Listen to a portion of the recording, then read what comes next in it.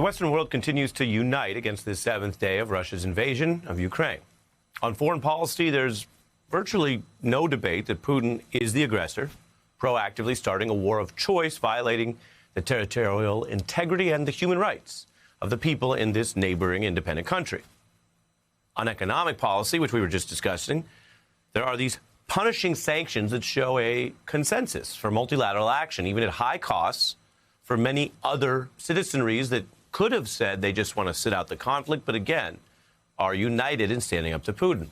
And across the U.S., there's wide support for U.S. policy on these fronts and against Putin, except for one persistent wing of the Republican Party, where backing Trump now overlaps with extreme tributes to Putin, including Trump marveling at Putin's, quote, smart invasion just this weekend, which comes after Trump dubbed him a genius, while also saying that the military incursion was appalling.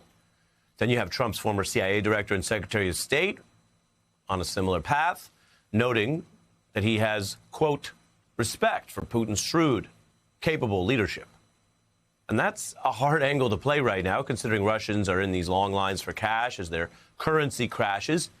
And let's be clear, there are multiple ways to look at any complex foreign conflict. It's one thing to claim a kind of neutrality about Russia's squabbles with their former republics. It's another thing to claim with a straight face that Putin is showing some great capable results right now. The American right-wing project to coddle and minimize this Russian dictator is, quite honestly, one of the strangest developments in the politics of U.S. foreign policy ever. I mean that. Now, Donald Trump had his personally conflicted and cozy relationship with Putin, but you don't reverse decades of Cold War culture in a single term, even one as eccentric and intense as Donald Trump's. No, if you look, this actually goes much deeper.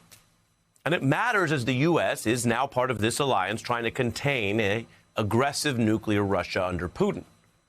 How did the Republican Party go from the party of McCarthy and his Red Scare, of crushing on Ronald Reagan, of demanding walls be torn down, to this now open and somewhat common Putin praise, even in wartime?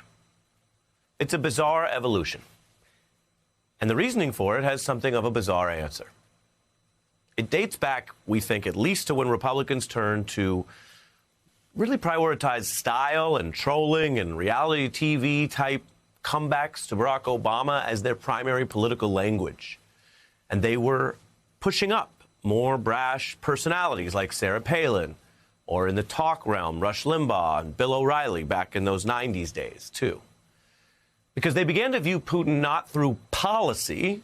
Ronald Reagan would have obviously opposed Putin's foreign policy right now. But the right started to view him through style, a kind of reduction of foreign policy to who might just make the most supposedly macho leader on the cover of a right-wing GQ. Fox personalities even dreamed about a strong man like Putin being president instead of Obama. Can I just make a special request in the Magic Lamp? Can we get like Netanyahu or like Putin in for 48 hours, head of the United States? I don't know. I just want somebody to get in here and get it done right. Yes, Putin would get it done right for America, despite being literally against American interests and NATO and everything else.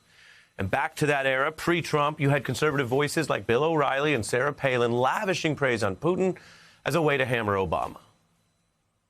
People are looking at Putin as one who wrestles bears and drills for oil.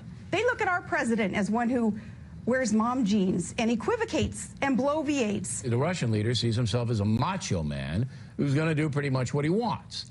The president sees himself as a Renaissance man who wants to accommodate. Putin decides what he wants to do, and he does it in half a day. He makes a decision, and he executes it quickly. Then everybody reacts. That's what you call a leader. Yes. It was very, very dumb. It did not age well. But it's not irrelevant. It matters. And it may have seemed then in some of those clips I just showed you as a method to merely evince contempt for President Obama. But a former aide to that president actually says it goes much further and deeper to a disturbingly authentic admiration for the non-democratic ethnic petro-state that Putin's created, kind of like an ideal red state that Republicans would like America to emulate. That aide, Che Komanduri, notes Putin also has his raft of anti-LGBTQT laws, which is why major MAGA voices like Steve Bannon and GOP Senate candidates like J.D. Vance cite Putin's anti-equality domestic policies. We did not serve in the Marine Corps to go and fight Vladimir Putin because he didn't believe in transgender rights, right? Which is what the U.S. State Department is saying is a major problem with Russia. Putin ain't woke. He is anti-woke. The Russians, people still know which bathroom to use. They know how many genders are there in Russia? 2. Some of that could sound like just sort of cherry-picking political hobby horses, as those folks have to make their content. But Donald Trump very literally wanted America to treat democracy here like Putin does over there. Donald Trump was caught and investigated for trying to get the FBI and authorities to go after his opponents, which is what Putin already does quite blatantly at home. All of this came full circle today as a top Putin diplomat, the ambassador to the UN for that country, both trolled Biden and basically was echoing Trump by falsely casting his loss as a big lie that overthrew what would have been his second term. United States, where the legitimately elected president of the country was overthrown.